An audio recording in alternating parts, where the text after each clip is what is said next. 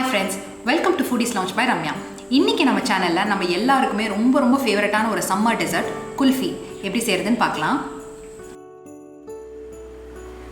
இப்போ மலாய் குல்ஃபி பண்றதுக்கு ஃபர்ஸ்ட் ஒரு நான்ஸ்டிக் பாத்திரத்துல 1/2 லிட்டர் தண்ணி சேர்க்காத கெட்டியான பாலை சூடு பண்ணிக்கலாம்.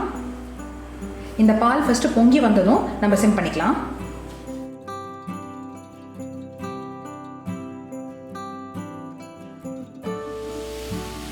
இப்போ பார்த்தீங்கன்னா பால் நல்லா பொங்கிருச்சு. அடுப்பு நான் சிம் பண்ணிட்டேன்.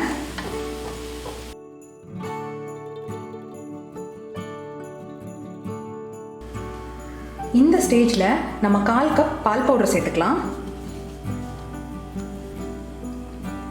கூடவே 1/4 கப் கண்டென்ஸ்ட் மில்க் சேர்த்துக்கலாம்.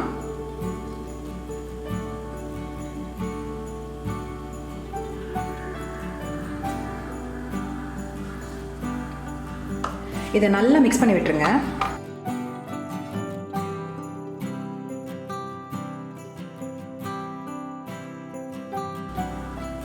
இப்போ இந்த பாலை நம்ம நல்லா குறைய வைக்கணும். கிட்டத்தட்ட பாதியாக குறைஞ்சி வரணும். அப்பப்போ கிளறி விட்டுக்கோங்க, இல்லாட்டி அடி பிடிச்சிரும். சைடில் தங்கியிருக்கிற ஆடையெல்லாம் எடுத்து உள்ளே கலந்து விட்டுருங்க. நம்ம வீட்டிலேயே குல்ஃபி பண்ணுறதுக்கு 3 பொருள் போதும். பால், பால் பவுடர், கண்டென்ஸ்ட் மில்க். இதுக்கப்புறம் நம்ம என்ன ஃப்ளேவர் வேணால் கொடுத்துக்கலாம்.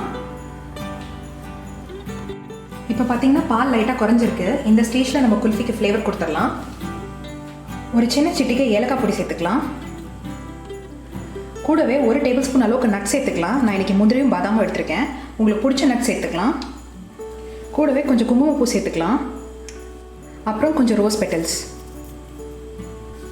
இதை நல்லா மிக்ஸ் பண்ணி விட்டுருங்க. இது எல்லாமே ஆப்ஷனல் இன்க்ரீடியன்ட் தான். இன்கேஸ் நீங்கள் சாக்லேட் குல்ஃபி பண்ணோன்னா பால் நல்லா குறைஞ்ச பிறகு 2 டேபிள் ஸ்பூன் கொக்கோ பவுடர் சேர்த்துக்கலாம். அதே மாதிரி நீங்கள் மேங்கோ குல்ஃபி பண்ணோன்னா அதே மாதிரி பால் நல்லா குறைய வச்சு அதை ஆறுனதுக்கப்புறமா மேங்கோவை மிக்சியில் அரைச்சி சேர்த்துக்கலாம். இந்த மாதிரி நிறைய ஃப்ளேவர்ஸில் நீங்கள் பண்ணிக்கலாம். இந்த ரெசிபிக்கு சர்க்கரை எதுவும் தேவையில்லை, ஏன்னா கண்டென்ஸ் மில்கில் இருக்க இனிப்பே போதுமான அளவு இருக்கும். இந்த பால் இன்னும் கொஞ்சம் குறைஞ்சி வற்றி வரணும். இப்போ நம்மளோட பால் பாதியாக குறைஞ்சிருக்கு. இந்த அளவுக்கு திக்காக நம்ம குறைய வச்சாதான் நம்மளோட குல்ஃபி நல்லா க்ரீமியாக இருக்கும்.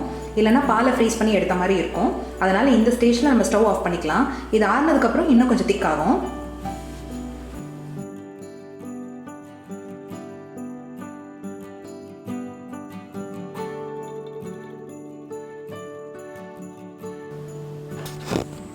இப்போது நம்ம குல்ஃபியை செட் பண்ணிடலாம். அதுக்கு இந்த மாதிரி மோல்ஸ் உங்ககிட்ட இருந்ததுன்னா இதில் ஊற்றி வச்சிடலாம். அப்படி இல்லைன்னா நம்ம சாதாரண டம்ளரில் கூட செட் பண்ணலாம். இப்போ நம்ம டம்ளரில் குல்ஃபியை ஊற்றியாச்சு. அடுத்து இது மேலே ஒரு அலுமினியம் ஃபாயில் போட்டு இதை மூடி வச்சுருங்க. இதை ஃப்ரீஸ் பண்ணதுக்கப்புறமா அன்மோல்ட் பண்ணுறது ரொம்ப ஈஸி. இதை எடுத்து சுடு தண்ணியில் ஒரு 30 செகண்ட் வச்சா போதும். சைடெல்லாம் லூஸ் ஆயிரும். அப்புறம் நீங்கள் பிளேட்டில் கமுத்தி எடுத்துடலாம். இப்போ இதை ஒரு 6லேருந்து 8 மணி நேரத்துக்கு நம்ம ஃப்ரீசரில் வச்சிடலாம். அதுக்கப்புறமா எடுத்து நம்ம சர்வ் பண்ணிக்கலாம். ஸோ ஃப்ரெண்ட்ஸ், நம்மளோட குல்ஃபி ரெசிபி வீட்டிலே எவ்வளோ ஈஸியாக பண்ணணும் நீங்களே பார்த்தீங்கல்ல. நீங்களும் இந்த ரெசிபியை ட்ரை பண்ணி பார்த்துட்டு எப்படி இருக்குன்னு கமெண்ட்ஸில் உங்களோட ஃபீட்பேக் சொல்லுங்கள். இதே மாதிரி இன்னும் நிறைய இன்ட்ரெஸ்டிங்கான ரெசிபிஸ் பார்க்க எங்கள் சேனலை லைக் பண்ணுங்கள், ஷேர் பண்ணுங்கள், சப்ஸ்கிரைப் பண்ணுங்கள். கூடவே இருக்கிற அந்த பெல் சிம்பலையும் ப்ரெஸ் பண்ணிக்கோங்க. நான் இன்னொரு நல்ல இன்ட்ரெஸ்டிங்கான ரெசிபியோட அடுத்த வாரம் உங்களை மீட் பண்ணுறேன். டாடா.